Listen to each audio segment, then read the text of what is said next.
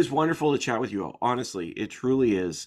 Uh, Joe, Clint, Farrell, it is just a wonderful, wonderful film. Bliss is a ride and beautiful, absolutely beautiful. Thank you so much for the chance to chat with me. I really appreciate it. Thank you. Thank you. Absolutely. Joe, where did the film come from? Where did this wild idea begin? Well, it started a couple years ago. It's like 3 years ago. I live in Brooklyn, New York. I teach in Boston, in Emerson, and so I have these very long weekly drives that I do. And I would talk to Clint. I'd get on the phone with Clint, who moved to LA from New York many, many years ago, and we'd made our first film together, Virgil Bliss, in 2001. And we've been, the best of friends ever since then, and have made other films. Um, and so on these drives between Boston and New York, we would just be talking about ideas, different things, and things we were reading and what we were eating and cooking. And I don't know who came up with the idea, but I think Clint, I feel like you've always sort of said, we should always do a sequel to Virgil Bliss. And then I think we just started chatting about what it might look like. And then you had recently worked with Farrell, and you said, well, I've been working with this person that we need to absolutely let's do this. Let's get Farrell involved. And it just started with conversations, really. And I remember the first phone call with Farrell. Clint, you had to get off at one point, and I continued talking with Farrell, and we're just batting, literally, like starting whole cloth. Like, what could happen to Virgil after we leave him in the prequel in Virgil Bliss. That film basically ends with Virgil, um, his attempts at redeeming himself. He's just gotten out of prison after being there for 12 years. He wants to live a normal life. He does everything he can. He makes a lot of bad choices, and he ends up killing his best friend, and taking his first drink in 12 years. And then we end, and we thought, okay, now what happens? And so that's really where the conversation began, I think, with this idea of redemption, certainly. And then it was just brainstorming. Do I have that right, Farrell and Clint? I mean, it feels like that's how it started. Yeah, I think it's interesting how COVID kind of played into it, I think, a little bit. Be, Farrell and I have been working in the theater piece, had been working in a class, a scene study class. A friend of mine was teaching on Blackbird, the Scottish play. And it was just such a great experience. Like, we really threw ourselves into it. And so we had talked about putting the play up here in Los Angeles, and then COVID hit, literally like within weeks, and everything started to close down. The theater, we couldn't go back into the theater. It, it was really a very, as you know, it's a very strange time for everyone, and people were dying. People were sick, some people weren't. And so then Joe and I started talking, and it I have to say that in some ways it was mortality, that all of us, when we were young, Joe and I met on Harlan's graduate thesis film back in 90, was it 94, 92, something like that? I mean, it's 95, 1995, I think. 95. Harlan Bosmajian is the guy who shot Bliss, but he shot Virgil Bliss back in 1999 or 2000. And so, yeah, and that's where Clint and I met on his NYU thesis film. But go ahead. Yeah, so we met I read an ad in Backstage. This was before computers, or pretty much any workable computer that didn't use DOS. And and we met, we met at the audition. I remember Joe at the audition in this long table over in the over at in the NYU building, uh, and then before long we were in Buffalo, New York, on a lake in the winter time. I was in a canoe, and they had a 35 millimeter film camera strapped to the front of a boat. It was just absolute insanity, and we all bonded in that almost near death experience there. So the years went by. We had theater. We had a theater group. We started to write. That's how Virgil Bliss came into being. Um, we wrote, and we're always you know, just always involved in the process. And so after we moved to LA in 2007, uh, we were all doing our own thing in the same business, but not working on our own projects in a way together. So we started to talk during COVID and said, "Look, man, I'm feeling like I want to return to becoming a savage again. I can't take this anymore." And we got to write something that allows us. I think the world right now needs. We're so glued to these screens, and we're so glued to these this kind of virtual reality that we need something real, something like it. Just we need something that is not ironic, that actually is not cute. It actually has a real human connection here. And so we started to talk about some various scenarios, and then arrived at, well, what do you think happened to Virgil at the end of the movie? He has just killed his best friend. He just starts drinking. The woman he was in love with is a junkie. She leaves the apartment and leaves him there, runs out. And we assumed that she had probably not survived. And so we had this idea of Virgil. He was out on the West Coast, just like so many of us do, is people go west to reinvent themselves or to hide out. And no better place than Santa Clarita to disappear. I think, anyway, that's a long-winded version of how we got started.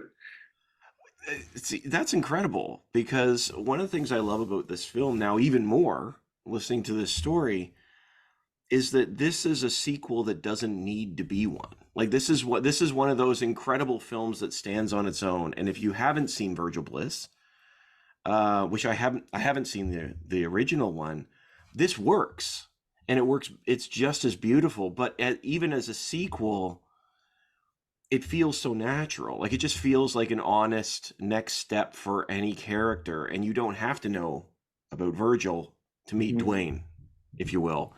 Yeah. It's incredible. What? Yeah, I mean, my assumption was not a whole lot of people had seen Virgil Bliss. I mean, Virgil Bliss did very well for, his little independent film, and was nominated for a couple Independent Spirit Awards and played festivals all over the world. But we were not under the illusion that the world was holding its breath, waiting for to the sequel to Virgil Bliss, and that this was going to have to stand on its own as a film that maybe no one even knows that there was the prequel or the original Virgil Bliss. Well, and it's funny because the whole way of the film, I was waiting. The film's called Bliss, and now I can see the hand being tipped early. But I was waiting for these characters to find their bliss, if you will, as they're fumbling through Santa Clarita, and the dryness. Oh my gosh, the terrain of this place is just, you can almost feel how dry it is just as a viewer. But we got very lucky. We got very, very lucky with the locations, and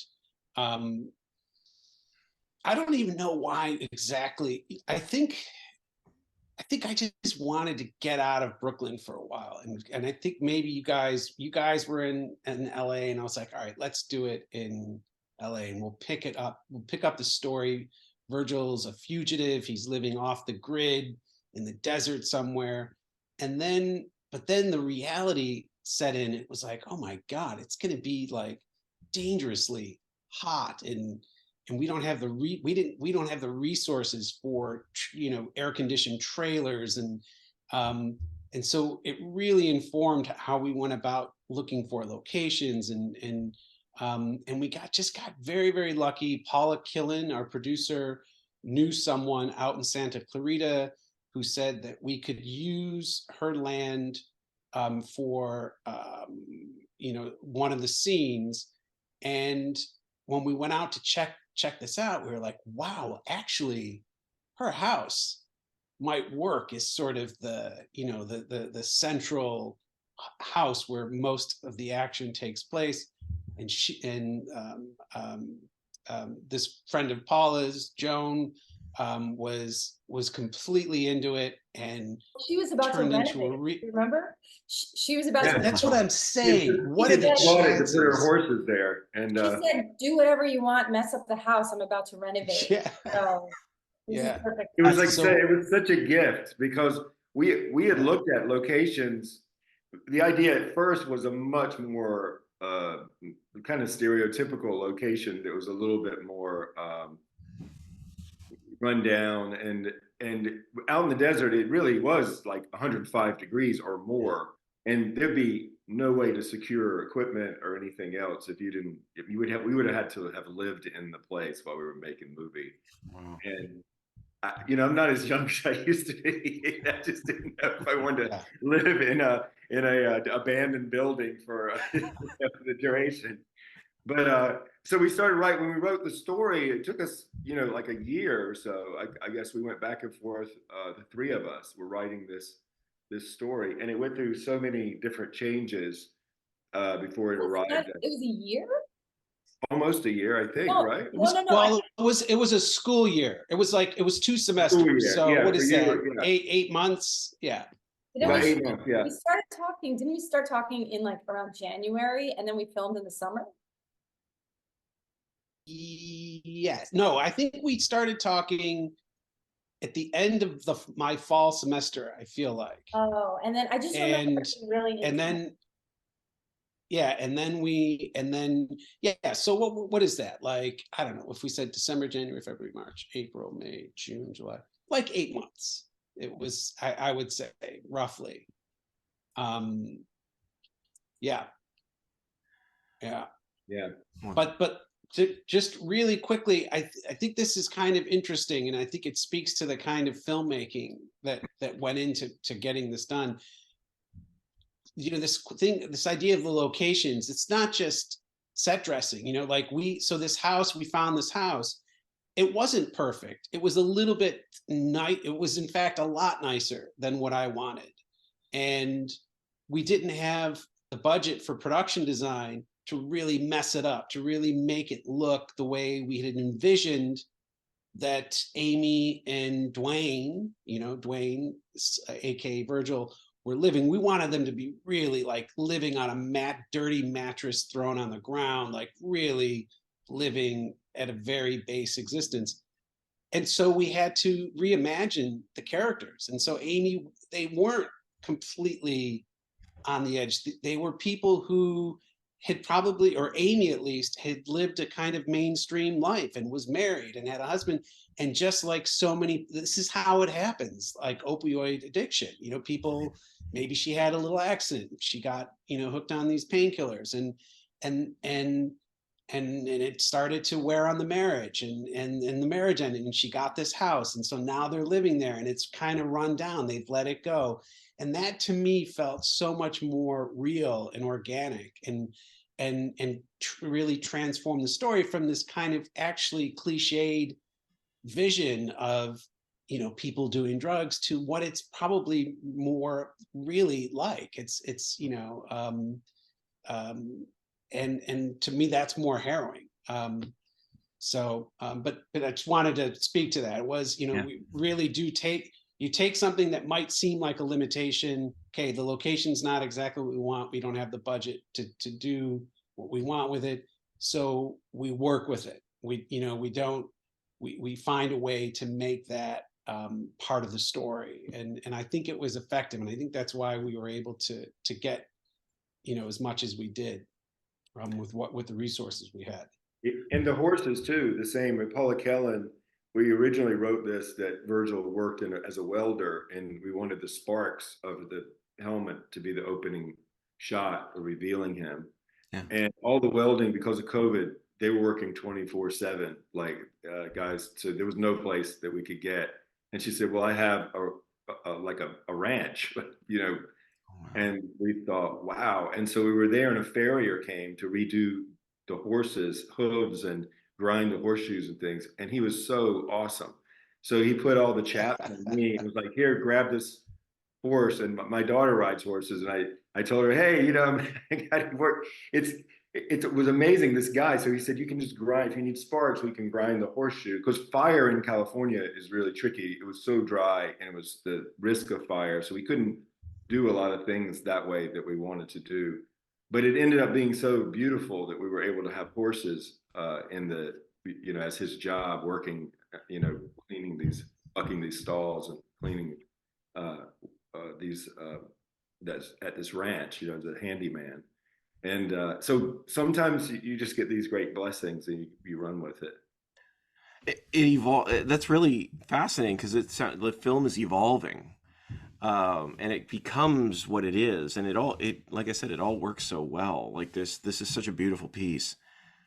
Faryl and Clint, I want to ask you both about your characters here, because they're fascinating characters. You know, both of them, not to put too fine a point on it, have their secrets, and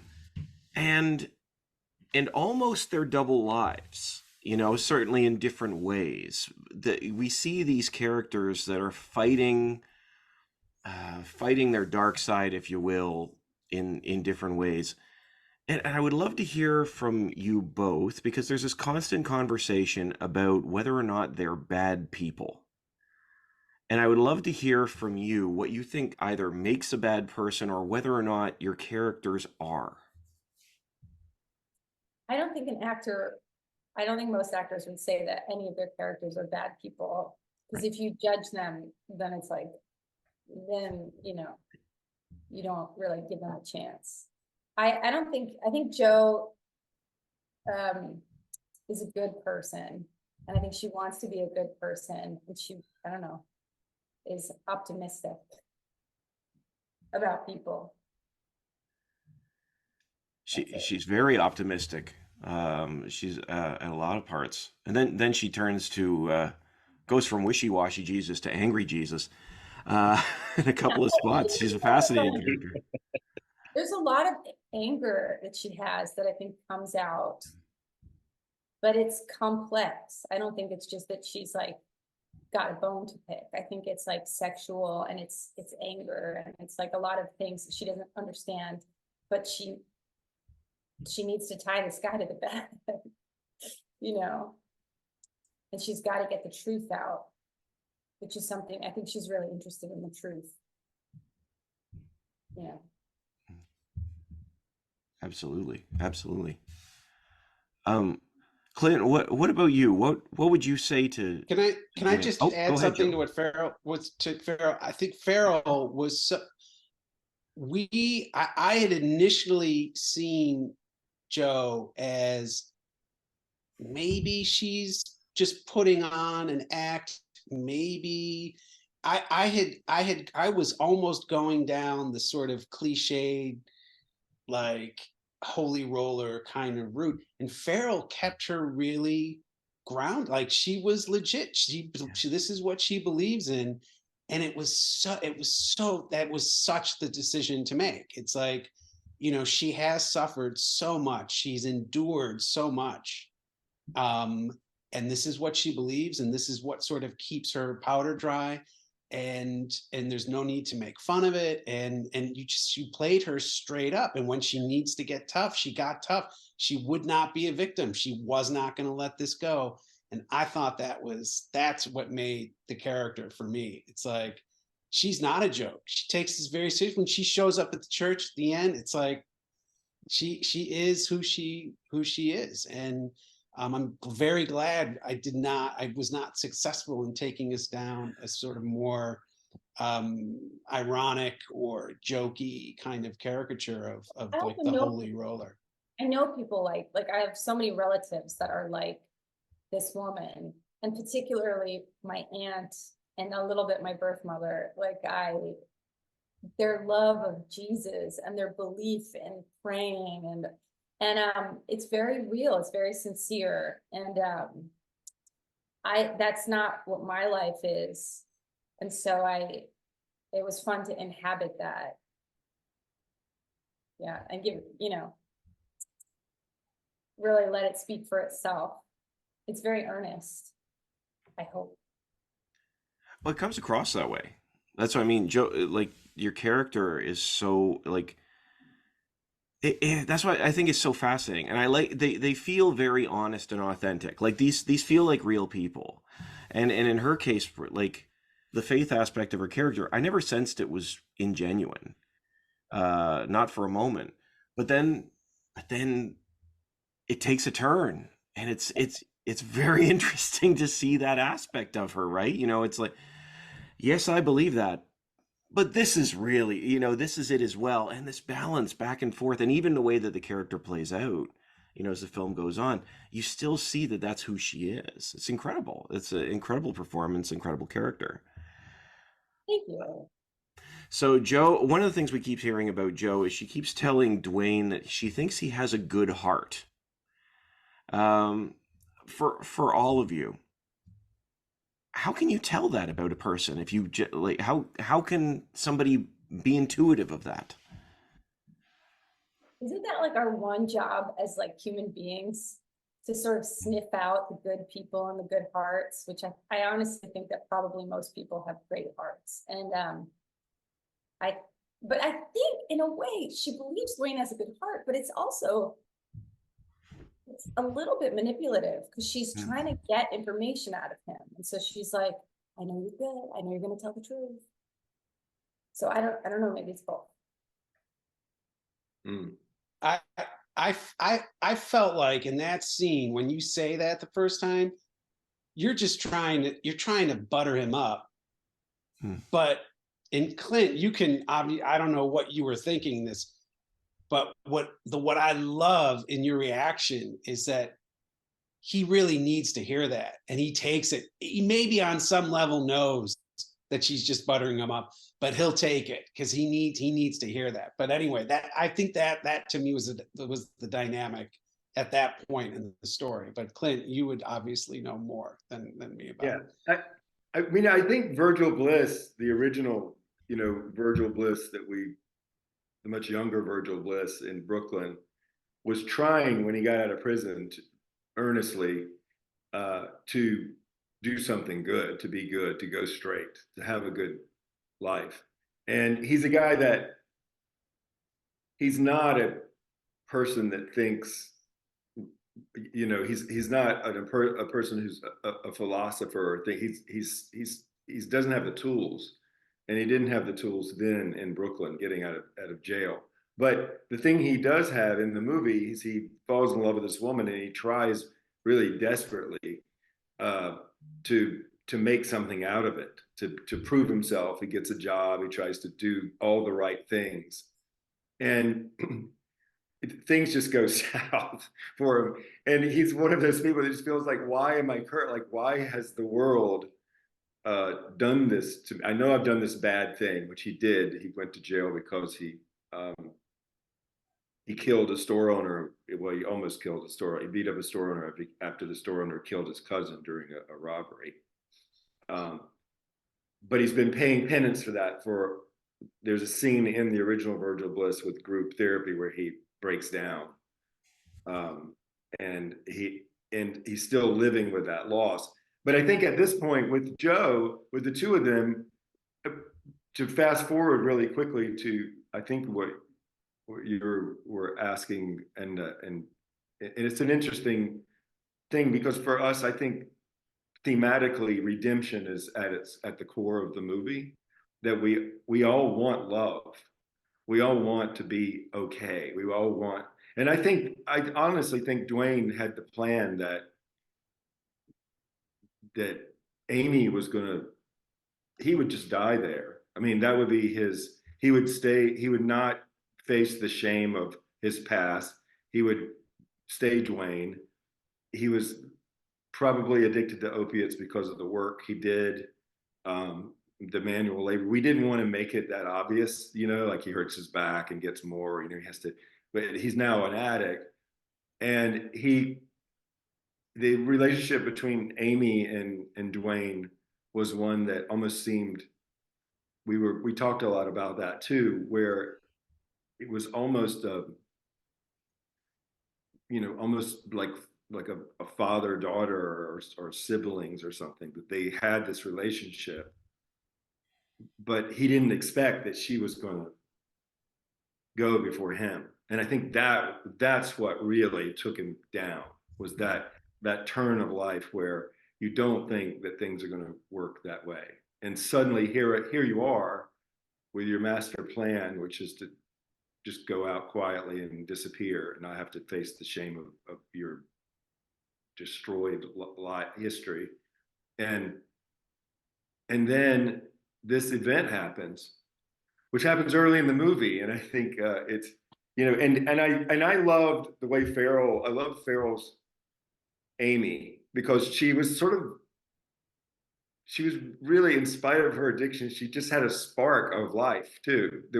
She wanted to make plans. She asked him, "Do you ever think about not doing anymore?" And he says, "Why? Why would I not do it anymore?" And it's such a sad thing when now he's left with that as she goes. And then when Joe comes, I think when she says he has a good heart, I mean, so much has just transpired. He's trying to deal with. Just it's one of those things that when something has happened to us so catastrophic. I mean, we've had this death and we've had to deal with it in the best way that we knew without having to call the police. And then the sister shows up and says, "You're actually, I think you're a good person." I think he really needed to hear that through, and in many ways, I think she does allow him to live again. I mean, there is a certain, we didn't intend it, but there's a certain sort of Christ-like thing about being strapped to the bed and you know, he's sort of crucified to the bed, and Well, and then he's then baptized in the shower, you know, like it's very. You're right. I never made those comparisons, but yeah, absolutely. Yeah, and then they both sort of are washing away their sins. Gosh, who am I? Well, 12 years of Catholic school, guys. 12 years of Christian Brothers. It's baked into me. That's it. Yeah, no, I'm a Hebrew school dropout. I'm a super Jew. I don't know. I was, but I'm like obsessed with Christianity in such a way, like it's such an other, and in all of my work, it always orbits Christianity. It's so strange. It's like this thing I'm fascinated by, but know nothing about. Cheers.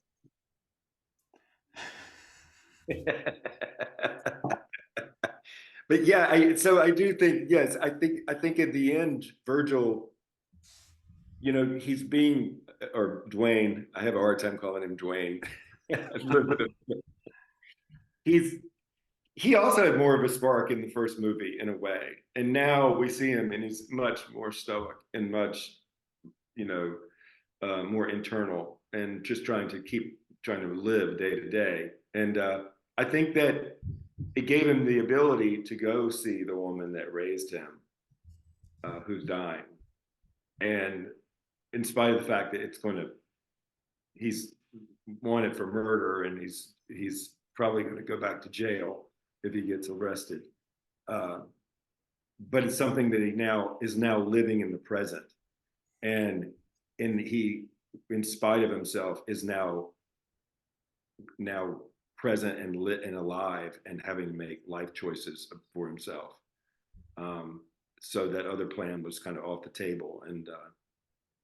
And when Joe comes back into the church, it kind of comes full circle in that redemption, I think, for both of them. You know. Oh, absolutely. And like I said, it's such beautiful character work from start to finish. We're starting to run out of time. I'm just wondering for the three of you, like this is a fantastic conversation. Thank you so much for this. What do you hope people take away from Bliss?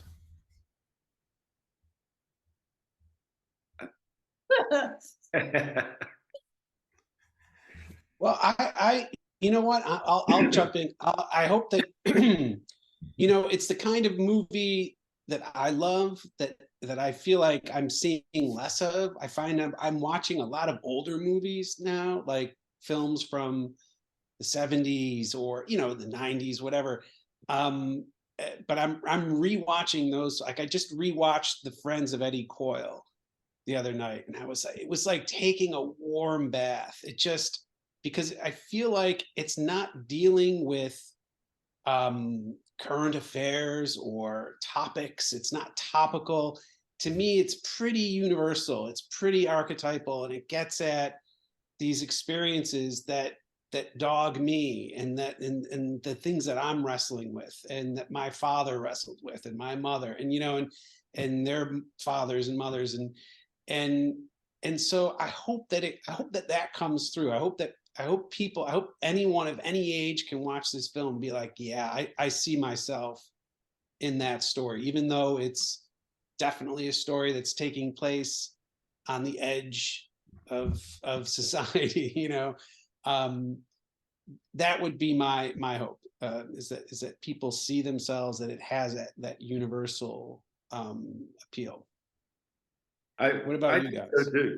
Yeah, I hope that people see themselves in to me as an actor. I think often we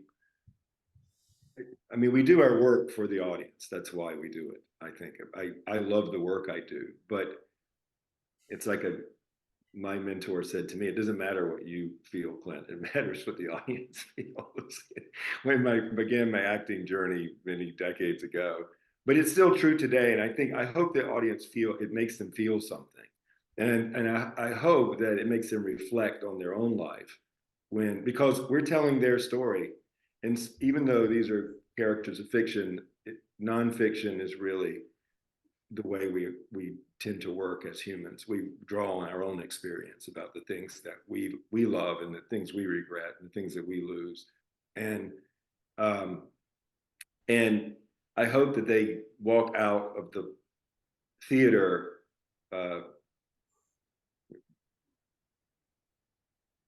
reflecting on their own life and how these characters affected them. I mean, in the movies that I love, I still reflect on them oftentimes, some of the moments. And because it, for some reason, resonates in my own life, even though it could be a movie like Apocalypse Now, it's still, those moments are so visceral and so moving to me. I guess it's why I love movies and acting, and why we all do. We love storytelling as humans, because it's really our story being told over and over. And I hope it's well told, and I hope that they do take that away. Now, I know, in the words of Tennessee Williams, he says, yes, but they'll only stand up and stretch in the air-conditioned comfort of the theater after the lights come up and say, well, and you'll say, didn't you see anything? And they'll say, yes, but my ex-wife was behind me, sitting behind me the whole performance. So I don't have any illusions that it's going to be greater than their own life going on at the time. But hopefully, in those quiet moments in the theater, these things that came to us, as we as the characters came to us, will also come to them, and they'll get that catharsis, so to speak. Yeah, I just hope that, very simply, and this is I think I've been mocked for saying this before, but I think a movie is just a ride that you go on, and you just go on the ride. And I just hope people disappear a little bit and just watch the movie and just get invested in some small emotional way. That's it. And I hope someone with financing sees it and gives us money to make, because there's a third installment that we want to make as well. So that's another. The further adventures of Bliss. Yes. Yeah. Yes. Virgil returns to where it all began, to Jackson, Mississippi, to confront. So it takes the redemption a step further. So Virgil has redeemed himself, but now he's got to deal with this problem of redemption, which is that sometimes other people have something to say about it. And these people that want revenge are who I think in the third installment is really, it's a showdown between Virgil and the children of this guy that Virgil almost killed. Yeah, Okay. it's going to be like a Seven Samurai of Jackson, Mississippi. Yeah. I would love to see it. I would love to see it. And thank you all, honestly, so much. Thank you so much. This has been Thank you, wonderful. I Steve. appreciate it. Blessings. Have a great day and congratulations. Thank you. Thank you.